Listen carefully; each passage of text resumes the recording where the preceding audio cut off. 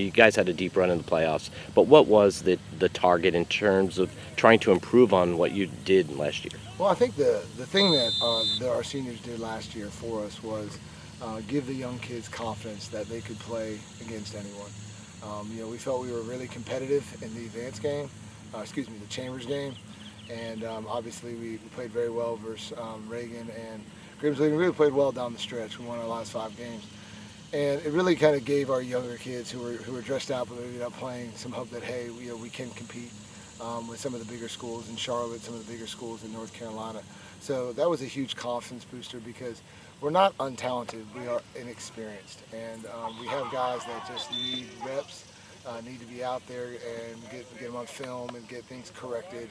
And so our biggest point of the offseason for our coaching staff was to get our young talented players up to speed, both with scheme and what we're doing on both sides of the ball. Now, there's only one really way to learn, and that's to go out and play. So we're at that point now where we need to go out and play. But we like our team, but we're gonna these scrimmages that we're gonna have early in the season are gonna be very good for our younger players. Let me talk about the graduation of your quarterback, Miles Carroll, and what's your quarterback situation coming into the season? Well, you can get in line on that question. It seems like everyone in Indian Trail is wondering who's our quarterback's going to be.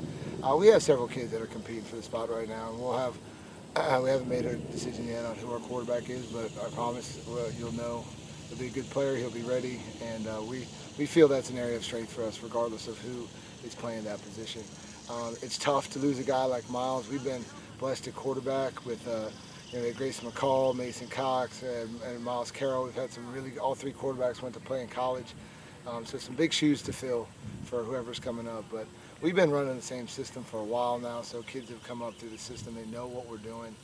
So the transition might not be as difficult as somebody might think. So like we said, we like the competition that's going on at that position right now. And whoever emerges here in the preseason, we'll feel pretty good about. As one kid that was an eye-opener to a lot of people that really don't pay attention to the program last year is one of the kids in your backfield, Danny Kennedy. Not a big-body kid, but with tremendous speed, a natural playmaker, has a nose for the end zone. Talk about that player and what you expect from him going forward. Well, he was always a good player. We came up through our middle school, and Danny has got some of the best feet that I've ever seen from a running back, and he is excellent with the ball in his hands. During the off season, he had some work to do after his freshman year, and I think it was the Audrey Kell game where he took a pitch and maybe about 5 guys missed and scored, and it kind of shocked everybody about oh my gosh, I guess he is ready, because we weren't quite sure about that yet. And he went on to have a great season. And the thing I am most proud of him though is because yes, he is a threat, and yes, he can run it and he can catch it, and he can play defense. It's been his attitude in the offseason. He has dedicated himself to weight training and getting some meat on him, some good weight, both in the weight room and running track. And he took a few hits as a sophomore and learned that he needed to put on a little weight. And so I was just super proud of him for his attitude. He was the leader in the offseason and how determined he was to kind of bulk up a little bit. So he hasn't lost any of the explosiveness. He's just a little bit bigger right now, and it'll help protect him for some of those hits that he takes. But he's a threat, and we have a lot of different ways we can get him the ball.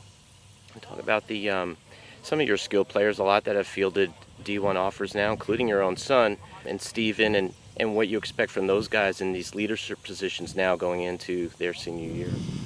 Well, Steve, we feed off Steven. Steven's our energy. Steven's our engine.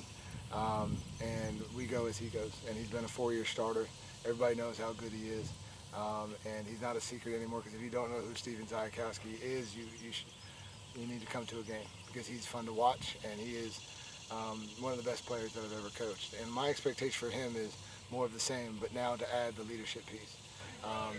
Jason and Harrison and our captains and Kyrell Jordan are all giving us great senior leadership, both at practice and in the weight room. So that's their next step. They've already been good players for us. I think the next step for them is not to think of themselves and to provide leadership to our young players who are not quite ready or not quite experienced enough yet for the varsity practice and the intensity and speed in which they need to play. So they've been very vocal, they've been positive, and I'm just really lucky that I've got those guys to coach. Well, Coach, you've been around coaching this defense in the heyday with those championship runs, and just comparing Steven to one of the best defensive players I've ever seen in the county, Nick Vagnone, and the type of leader Nick was. I don't mean to make a straight comparison, but where does Steven rank amongst defensive players that this program's seen over its time? Well, I've been truly blessed to coach some great defensive players here over the years. One is on our staff, Avery Worsham. And we had some, and Nick Vagnone and Steven are certainly up there now. Chris Duffy, a few others that have really,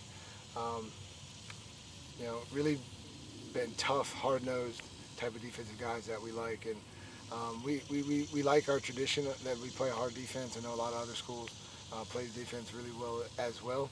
But Steven and Nick are very similar in the fact that they both have great instincts.